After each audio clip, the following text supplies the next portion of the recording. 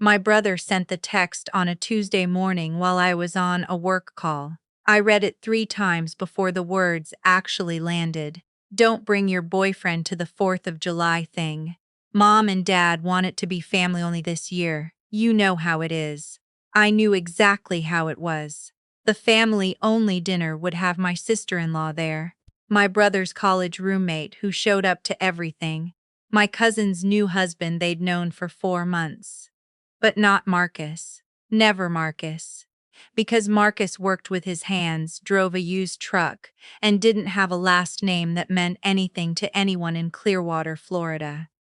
I texted back, okay. Then I sat in my car, in the parking lot of my office building for 20 minutes, engine running, air conditioning blasting against the July heat, trying to figure out why I still let it surprise me. That 4th of July was 2 years ago. I spent it alone in our apartment with Marcus, ordering takeout from the Thai place down the street, watching fireworks from our balcony. He didn't ask why we weren't going. He knew. He wrapped an arm around my shoulders and handed me a sparkling water, and we sat there in the dark watching the colors bloom over the bay, and I thought, this man deserves better than what I keep dragging him into. But before I tell you what happened last summer that changed everything, take a second to like and subscribe if this is already hitting close to home, because I promise it gets worse before it gets better, and then it gets very, very good. To understand why my family treated Marcus the way they did, you have to understand what my family is. My father built Aldridge Restoration from nothing. That part is actually true, and I say it with genuine respect. Because he did. He started in 1987 with a pickup truck, a used set of tools, and a contract to restore the woodwork in a historic courthouse in Tampa. He had an eye for it, the kind of patience most people don't have, and a reputation that spread through word of mouth before anyone had a website. By the time I was born, the company was doing commercial restorations on hotels, courthouses, old churches, the kind of buildings that had been standing for 100 years and needed someone who could treat them like they deserved to keep standing. By the time I was in high school, Aldridge Restoration had 32 employees, a fleet of company vans, and a contract with the state of Florida. My father talked about the company the way some men talk about their children, with pride, yes, but also with a kind of possessiveness that didn't leave room for much else. Family dinners were debrief sessions. My brother had been groomed for it since he was old enough to hold a tape measure. When he graduated from the University of Florida with a business degree, he went straight into operations. My father shook his hand in the parking lot outside the ceremony, and my mother took a photo, and everyone acted like it was the most natural thing in the world. I went a different direction. I studied environmental science at Florida State. I was interested in building materials, specifically in how historic buildings could be made more energy efficient without compromising their structural integrity. The thermal envelope problem, insulation options that worked with original plaster and timber, window restoration versus replacement. I wrote my thesis on it. I won a grant for a small research pilot with 2 older commercial buildings in Tallahassee. I was good at it, and more than that, I loved it. My father's response when I explained what I'd been working on was to nod slowly, in the way he nodded when something didn't interest him, but he didn't want to say so. My mother said, "That's wonderful, honey," which was what she said when she'd already stopped listening. My brother said, "So you're doing the green stuff," and went back to his phone. I came home for my cousin's wedding the December after I graduated, and my father introduced me to a business associate as my daughter. She's in environmental consulting. Not what I did, not the research. Just a category that sounded acceptable at a cocktail hour. That was when I understood the shape of things. I met Marcus 6 months later at a project site. I had taken a consulting contract with a nonprofit that was trying to restore a 1920s building in St. Petersburg, converting it into affordable housing while keeping the historic designation. Marcus was the structural contractor they'd brought in. He was standing on a ladder when I arrived, assessing the original timber framing with a flashlight, and he called down to me without looking. "Watch the third board from the left, it's soft." I watched the board. We talked for an hour about the building. He knew things I didn't know. I knew things he didn't. By the end of the week, we were having lunch together on the tailgate of his truck, splitting a sub and arguing about vapor barriers, and I knew I was in trouble in the best way possible. Marcus grew up in Pinellas County. His dad was a carpenter. His mom worked at a school. He had gone to community college, gotten his contractor's license at 22, built his own business slowly and carefully over 7 years. He was 41 when we met, which made him 14 years older than me, and he had the kind of steadiness that comes from having built something real with your own hands and knowing what it cost. He was not impressed by names or family money or cocktail hour conversations, and my family sensed that about him immediately, the way certain people sense when someone isn't going to be dazzled by them, and they did not like it. The first time I brought him to a family dinner, my mother asked him 3 times what he did, as if she hadn't understood the answer. My father talked over him twice.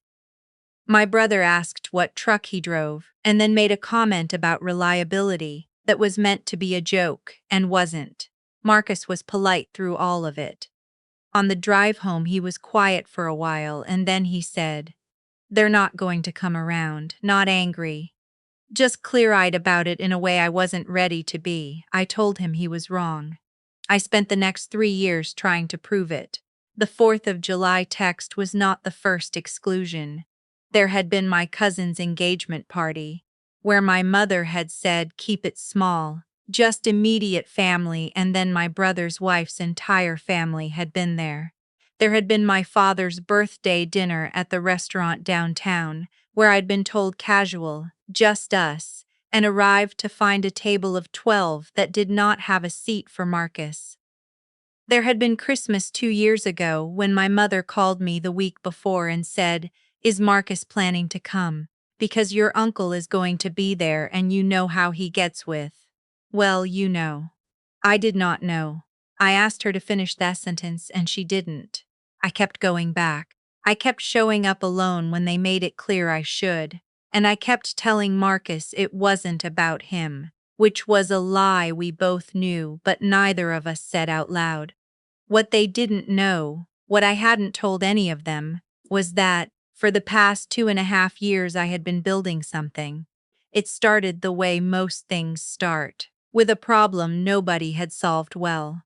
Historic building restoration is expensive and often fails not because the craftspeople aren't skilled, but because the energy performance data is almost never captured systematically. You restore a beautiful 1910 building, and you have no reliable baseline for how it's going to perform thermally, which means every HVAC contractor and every building manager is working blind. I had started building a platform, I called it BuildTrace, that integrated restoration project data with energy performance monitoring. Upload your materials documentation, your structural reports, your window specs. The platform would generate a performance model and track actual building data against it over time. Not glamorous, not the kind of thing that made a good cocktail hour story, but there was nothing else quite like it in the historic preservation space. I worked on it nights and weekends for the first year, mostly in our second bedroom, which Marcus had cleared out and set up as an office for me without being asked. I filed a provisional patent in March of the second year. I brought on a co-developer, a woman named Petra I'd met through a preservation conference in Savannah, who handled the engineering side of the platform while I handled the data architecture and the domain expertise. By the third year, we had a working beta, 6 pilot buildings in 3 states, and a letter of intent from a regional historic preservation nonprofit that wanted to license the platform for their member buildings. I told my family none of this. I had learned, slowly and without meaning to, that the way to protect something you cared about was to keep it away from people who had a habit of making you feel like it didn't matter. Then my brother called. It was a Sunday afternoon in March. I was reviewing pilot data on my laptop while Marcus grilled on the back patio, and I saw my brother's name on my screen and answered because I always said family. That was the thing about me I kept not being able to change. He told me the company was in trouble. Not catastrophic, he said. The way someone says not catastrophic when they mean it might actually be catastrophic. They'd lost a major state contract to a competitor who had come in with a technology component my father's company didn't have. A digital documentation system, condition reporting, historical materials tracking, the kind of thing a younger company with tech infrastructure could offer, and Aldridge Restoration, built on paper files and phone calls, could not. He said my father was devastated. He said the board, which was really just my father and 2 of his oldest partners, was asking questions about modernization. He said they needed help. Specifically, they needed someone who understood both historic preservation and technology. He said my name had come up. I felt the pull immediately. The same one that made me answer when my family called. The one that said, "This is your chance to matter to them." I told him I'd think about it. I should have stopped there. Instead, I drove to my parents' house the following Saturday and sat at the kitchen's table with my father and my brother. And I explained what BuildTrace could do. Not all of it. I kept the architecture back, the patent specifics, the pilot data. I showed them a mock-up of the interface, a high-level explanation of how the data pipeline worked, the kind of overview I'd give at a conference presentation. My father leaned forward. It was the most interested he had looked when I was speaking in 29 years of my life. "This could be exactly what we need," he said. My brother pulled out a folder before I even finished my coffee. "A consulting agreement," he said. "Standard. It would formalize the relationship, protect both sides." I flipped through it. The language was dense in ways I wasn't qualified to parse on the spot, and I said I'd need to have a lawyer look at it. My brother waved a hand. "It's just to protect the company's interests," he said.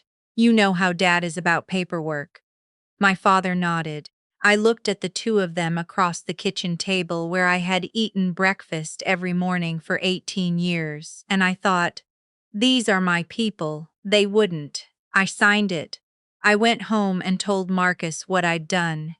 He was quiet for a moment, and then he asked if I'd had anyone review the agreement. I said not yet, but I was going to. He nodded. He didn't say what he was thinking. He had gotten very good at not saying what he was thinking when it came to my family. The next 3 months had a slow wrongness to them that I kept explaining away. My brother started asking for more detail. Could I walk him through the data model? Could I explain how the condition reporting flagged anomalies? Could I send him the output format so he could show a potential investor what the reports looked like? I sent summaries, explanations, nothing that touched the actual code or the patent documentation. He said it was helpful. He said the board was encouraged. Then I saw the pitch deck. He had sent it to me by accident, I think. It was attached to an email about scheduling, and I almost didn't open it. When I did, I saw 12 slides about Aldridge Restoration's new technology initiative. Slide 4 had a diagram that was not quite mine, but was close enough that I felt a cold drop in my chest when I looked at it. The terminology was mine. Layered condition indexing. That was a phrase from my research notes from my provisional patent application. It was on slide 6 under a heading that said Proprietary Aldridge System. I called my brother that same afternoon. He said the terminology was industry standard. I said it wasn't. He said the diagram was something their tech consultant had developed based on general concepts in the field. I asked who the tech consultant was. He said it was a firm they'd brought in. He said I was reading too much into it. I called a patent attorney the next morning. Her name was Gwendolyn Marsh, and she had an office in Tampa, and I sat across from her for 2 hours and laid everything out. The timeline of my development, the provisional patent filing, the signed consulting agreement, the pitch deck. She read through the consulting agreement slowly, then she read it again. Then she said, "This is very broad language. The clause on intellectual property contribution covers, and I'm reading this exactly, all materials, frameworks, and methodologies disclosed in connection with services rendered to the company in perpetuity." She looked up. "What did you disclose to them?"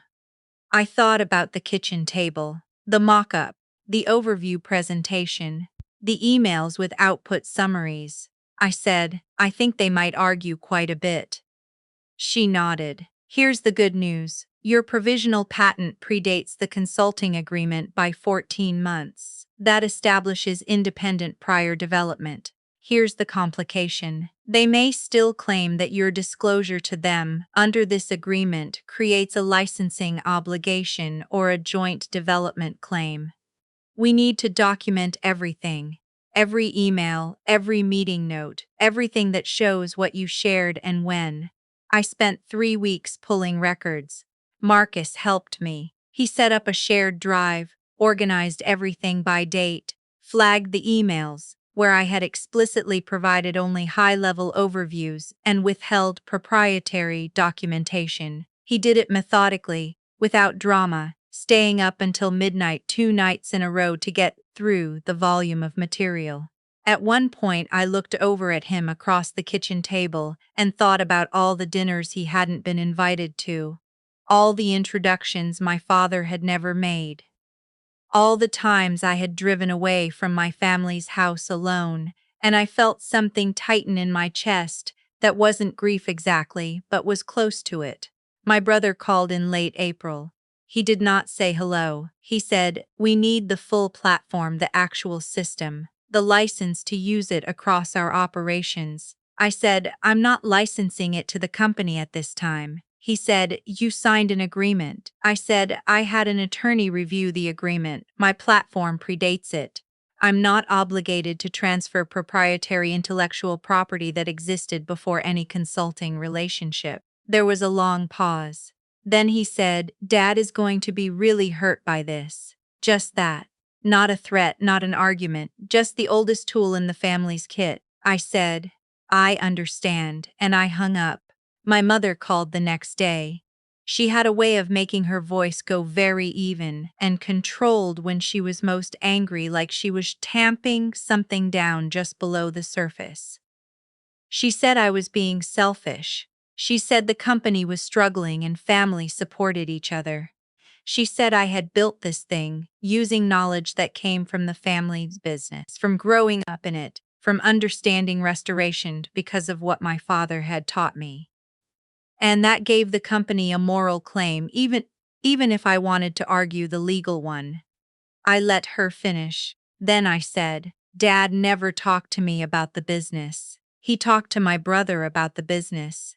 I built this in my own time, with my own research, with no company resources. The patent filing is time-stamped. I have 14 months of independent development documented before I walked into your kitchen," she said. "You're going to regret choosing a business over your family." I noticed she didn't say Marcus's name. She never said Marcus's name. The next thing that happened I found out later from Petra. My brother had reached out to her directly. He had somehow gotten her contact information. I still don't know how. And he had called her and told her that there was a dispute over the platform's intellectual property, that I was in breach of a consulting agreement, and that any partnership I entered into on behalf of BuildTrace might be legally compromised. He had said this to my business partner. He had tried to poison the well. Petra called me immediately after.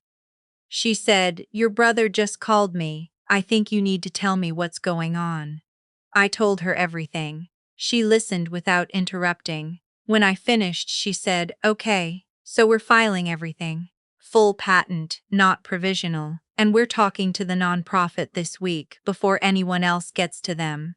She was right. We moved fast. The full patent application went in within 10 days. I had Gwendolyn send a formal letter to Aldridge Restoration, clarifying that my platform predated the consulting agreement, that the agreement's IP clause did not apply to independently developed prior work, and that any further contact with my business partners would be considered tortious interference. My brother called me 4 times over the next 2 days. I didn't answer. The State Preservation Conference was in Orlando in June. Petra and I had submitted a presentation 6 months earlier, before any of this had started, and I almost pulled out. "Marcus told me not to," he said. "You built this. You go present it." He said it the way he said most important things, quietly, without drama, like it was simply the obvious truth. I went. The presentation was on a Thursday afternoon, one of those mid-conference slots that usually draws 30 people if you're lucky. There were over 90 in the room. I stood at the front with my slides and my pilot data, and I talked for 40 minutes about what BuildTrace could do, and then I answered questions for another 20. And by the time I walked out into the hotel hallway, my phone had 17 new emails from people who had been in that room. 2 of them were from companies I had never heard of. One was from a preservation technology firm based in Washington, D.C., that had been trying to solve the same problem from a different angle for 3 years. They wanted to talk. The talks turned into negotiations. The negotiations took 6 weeks. In August, I signed a partnership agreement with Meridian Built, the DC firm, that gave them a development license across their national portfolio in exchange for a revenue share and an equity stake in the expanded platform. The valuation attached to the deal was, by any reasonable definition, the kind of number that makes you sit quietly in your car for a while before you trust yourself to drive. The announcement went out on a Wednesday. A press release, a trade publication piece, a post from Meridian Built's LinkedIn that got picked up by 2 other preservation industry outlets. Regional tech founder partners with national firm on historic building performance platform, patent-protected system BuildTrace to expand across Meridian Built's 200 property portfolio. My phone was silent for 11 minutes. I know because I watched the clock. Then my brother called. I answered. I don't know why. Old habit. His voice was different, tight in a way I hadn't heard before. He said, "I just saw the announcement." I didn't say anything. He said, "You went ahead and did this after everything." I said, "Yes." He said, "Do you understand what this looks like, that we tried to bring you in and you went behind our backs and partnered with someone else? People are going to think we couldn't close the deal with our own sister." I said, "What people?" He said, "Everyone in the industry. This is our space." "You're making us look like we missed it," I said. "You did miss it." Then I hung up. My mother's call came that afternoon. She didn't bother with the controlled voice this time. She said I had embarrassed the family. She said I had taken something that should have stayed in the family and handed it to strangers. She said I had prioritized money over people, which was rich, coming from her. She said my father couldn't even look at the announcement. She said, "You should have let us be part of this." "That's what family does," I said. "You didn't invite Marcus to 4th of July. You didn't invite him to Dad's birthday. You asked me not to bring him to Christmas because of how Uncle," and here I named the uncle, "gets." I said, "You have never once treated the person I love as though he belongs in this family, and you expect me to hand you the thing I built?" She was quiet for a moment. Then she said, "That's completely different." I said, "I know you believe that," and I hung up. I didn't answer the next 3 calls from her number or the 2 from my brother's. My father didn't call. He sent a text. It said, "I hope you know what you're doing." I read it once and put my phone face down on the desk. The fallout took shape over the following weeks in the quiet way these things do when the industry is small and news travels. Aldridge Restoration had been circling a contract with a preservation consortium in Georgia, a significant one, the kind that would have stabilized their revenue for 2 years. The consortium had attended the Orlando conference. They had seen my presentation. After the Meridian Built announcement, they reached out to me directly, and after a brief conversation, they brought BuildTrace in as the technology partner on their consortium projects instead. My brother found out when the contract went to someone else. He sent me an email, no subject line. It said, "You did this on purpose. You knew we were in talks with them. This is retaliation and you know it." I forwarded it to Gwendolyn. She said it was not actionable, but to keep everything documented. I kept everything documented. In October, Petra and I flew to DC to meet with the Meridian Built team. We spent 2 days in their offices in Georgetown, walking through the integration plan, meeting the project managers, getting the build timeline set. On the second afternoon, I sat in a conference room with windows overlooking Pennsylvania Avenue, and someone handed me a coffee and asked how I'd gotten the idea for the platform, and I told the story honestly. The problem I'd seen in the field, the research, the 2.5 years of building it in our second bedroom while Marcus grilled dinner on the patio. Everyone in the room laughed at that detail. It felt true in a way that most things hadn't felt in a while. I flew home on a Thursday evening. Marcus picked me up from the airport. He was parked at the curb with the truck running and a gas station coffee in the cup holder for me, which is his version of a welcome home. On the drive back, he asked how it went and I told him, and he was quiet for a moment and then he said, "I'm proud of you." 3 words. He meant them exactly. I thought about what my mother had said. That's what family does. The next morning, I went through my contacts and blocked my brother's number. Then my mother's. Then the aunt who had been sending me forwarded emails from my mother for 3 weeks. I removed myself from the family group chat, the one I had been in but rarely opened because it was mostly photos of events I wasn't invited to. I deleted the thread with my brother that went back 4 years. I did not do it in anger. Anger had burned off a long time ago. I did it because I had finally, at 29 years old, gotten clear on something. The people who make you invisible don't get to take credit when you finally let yourself be seen. A year has passed since the Meridian Built deal closed. BuildTrace is running on 340 buildings across 17 states. We added 3 team members in January. Petra is in talks with a university research partnership that would expand the academic side of the platform in ways I'm still getting my head around. The numbers are good, more than good. Marcus and I got married in April.